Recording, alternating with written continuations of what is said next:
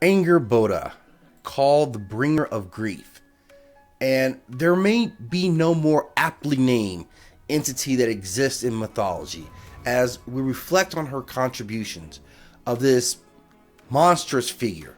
She comes to us from Norse mythology and is a female gendered creature who is known as the mother of apocalypse, but also the Witch of Ironwood.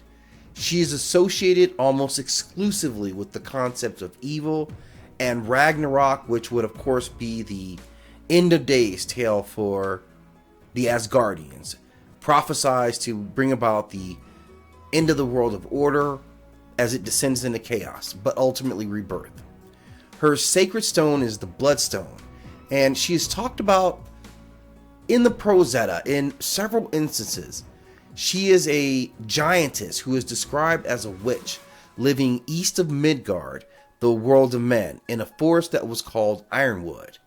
She is described as a hellish creature with reddish hair that was the color of dried blood, a muscular physique, and scars or incantations inscribed into her skin. She was also a fearsome she-warrior, a chieftain, and a shapeshifter, fond of taking the form of a wolf. She has been the leader of several wolf clans herself, and was the mother of many great wolves that dominated her clan and sparked other clans that terrorized the world of men. Ultimately, her greatest contributions come into her connection with Loki, who was himself a deity associated with mischief, but was also more importantly descended from Jotun royalty himself. And she would bear for him 3 very significant children who would play massive roles in the prophesied end of the world. The first of the children that she had was the great wolf Fenrir, who was destined to kill and devour the All-Father Odin himself during Ragnarok, the apocalypse. He would be killed by Odin's son Vidar, who would sit at the throne in the rebirth of the cosmos.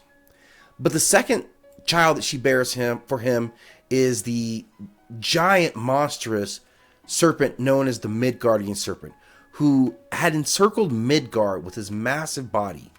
He would face Thor in a final confrontation, and while Thor would slay the gigantic snake, he himself would succumb to the injuries that the snake would inflict upon his body as well.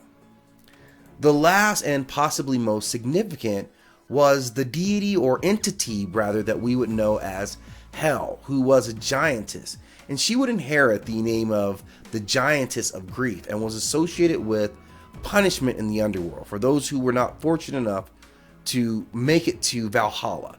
She would be their mistress. And the significance of the 3 of these children is that AngrBoda delivers on the prophecy of bringing grief.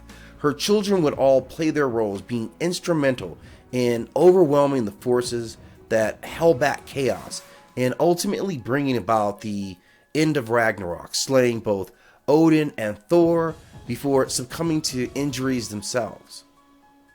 She also represents an ever-present concept of giants who were influential in many mythologies. Being the wife of Loki or the consort of Loki, she really were producing monsters based 100% on Jotun physiology. The 2 Jotuns got together and they created some of the largest and most deadliest monsters that the Aesir would ever face. Thank you again for stopping in at 9 World Chronicles as we continue to explore some of the links of mythology and the interesting characters and what they ultimately represent and mean for their pantheon and the people who wrote them or create them. As always, we ask that you like and subscribe.